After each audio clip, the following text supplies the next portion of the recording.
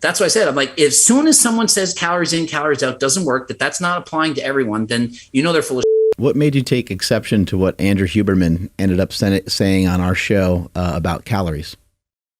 Well, if you watch my channel, I'm so much of a calories in, calories out. I've said it 50 times. And so here I know this guy. I'm like, Andrew Huberman, okay, this is a guy that's way smarter than me for sure. And there's no way that he doesn't know that it's calories in, calories out. But he literally said it like that. It's like, it's if you think it's calories in, calories out, and the way he said it, there's some fitness YouTubers out there that say, and I'm like, that sounds like me so much. And so I'm like, I'm going to pick a fight back with this guy. So I just left the comment, and then the post is there, and then it went back and forth. And I'm like, well, I got to keep going. So I watched the video, and I'm like, he's misleading people by saying that, because I don't believe he doesn't believe it. I am 100% positive that he believes what I believe. I'm convinced that he thinks and knows that it's calories in, calories out. He's just saying, well, you can manipulate your calories out portion based on what you're doing. Like if you take caffeine, well, your appetite's up, or you're burning more calories. If you take DNP, you're going to burn more calories, but it doesn't mean that calories in and calories out doesn't work.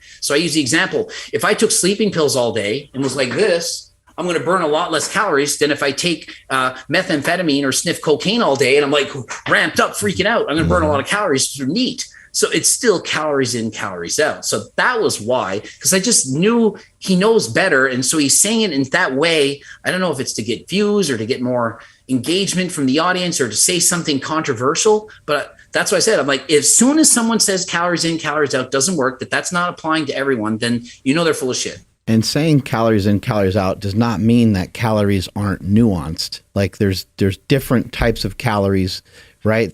We got things that have fiber in them. Sometimes they're not going to digest the exact same way as just regular fat calories.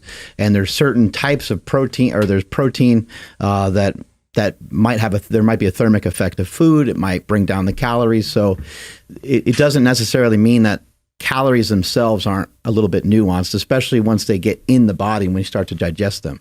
Hey guys, you like cereal. I like cereal.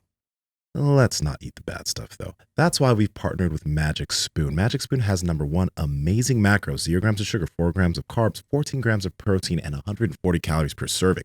You're not getting all the icky sugar that you get from normal cereal. Magic Spoon is the way to go. That's why we love it, and it fits our diet. Andrew, how can people get it? Absolutely. You guys got to head over to magicspoon.com/powerproject. You guys will see the variety pack. That's 4 different flavors, and it's really an awesome way to kind of dip your toe into this cereal bowl. So that way you guys can figure out which flavor you like the most. And when you go there, you're actually going to receive $5 off that variety pack. Again, magicspoon.com/powerproject. Links to them down in the description. Let's get back to the video. So the answer to that is calories in, calories out always work, and different calories that are consumed cause for different caloric expenditures. So for example, if you eat 100 calories of protein and 100 calories of fat, it takes more work to digest that protein, hence you're burning off more calories. So I describe it like this. You have a bunch of workers in your stomach and they're going chop, chop, chop, chop. If you eat protein, more workers have to do this and burn off more calories than fat, because fat is already like fat. It takes more energy to convert protein into body fat as adipose tissue than it takes to convert fat into fat. It's already very close. So your body burns off more calories when you're eating protein. So calories in, calories out works. It's just the amount of calories expended by different foods that you're eating are going to affect how many calories you're actually burning off at the end of the day. But it's still calories in, calories out. It's just you can affect the calorie out portion differently based on what you're eating. Yeah. And I think when people walk into the calories in, calories out thing, calories in, calories out is true. Like we know that, but there's so many things that are going to affect your decision making when it comes to that. Like for example, if you don't get enough sleep, if you're tracking, right, then you'll still be able to hit your macros, but you're going to feel way more hungry, and it's going to be harder for you to actually be able to stick to those macros because your ghrellin's going to be through the roof. So I think a lot of times when we talk about calories on this show, we try to focus on the habits that are going to allow you to stick to be able to be at a caloric deficit over a long period of time. Because a lot of guys that are lifting, they're getting 5 hours of sleep. They're taking pre-workout the night of their workout. Their sleep is shit. Mm-hmm. They can't stick to their calories. They're like, oh, I'm eating the amount of calories I need to eat, but I'm not gaining or I'm not losing. And it's not because calories in, calories out doesn't work. It's because you don't have the lifestyle habits to make everything fall in line. And that's what I was actually going to ask you too. of course, with your cookbook and stuff, you have all the macronutrients and all this stuff tracked, right? But what would your suggestion be to an individual so that in the future, they don't have to use a scale to be able to maintain their body composition through habits?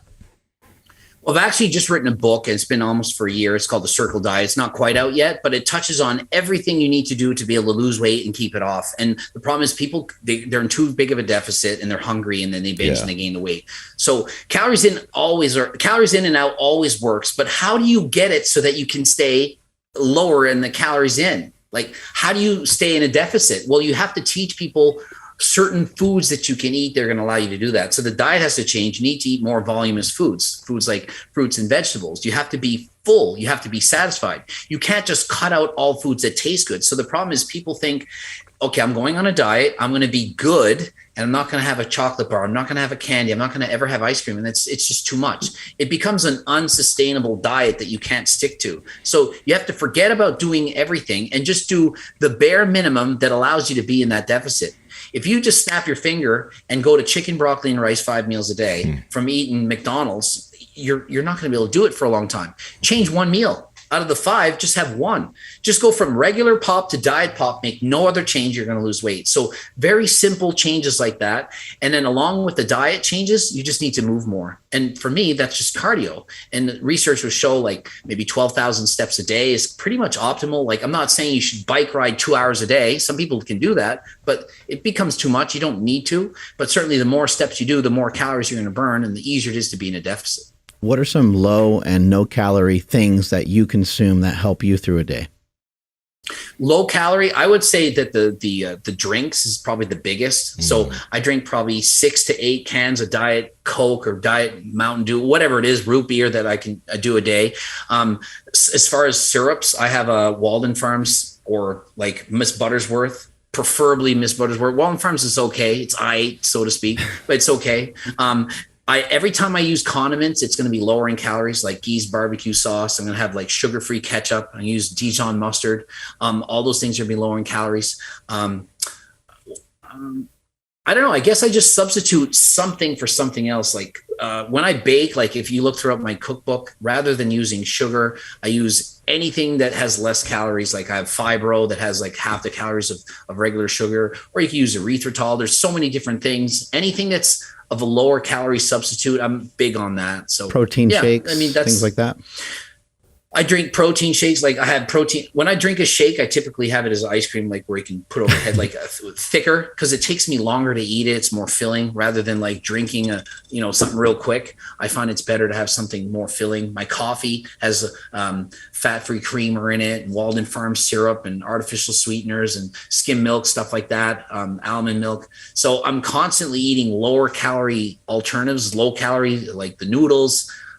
So I think my entire diet revolves around substituting that regular food for something that's lower in calories. So if you name it, if there's something that's less calories, I'm probably consuming it. Hey, wait, before you go, you got this far. That means that you've enjoyed the heat that we're continuing to bring you. So listen, like the video, comment something down below. We'll reply back, and subscribe to the channel because we continue to bring you the heat.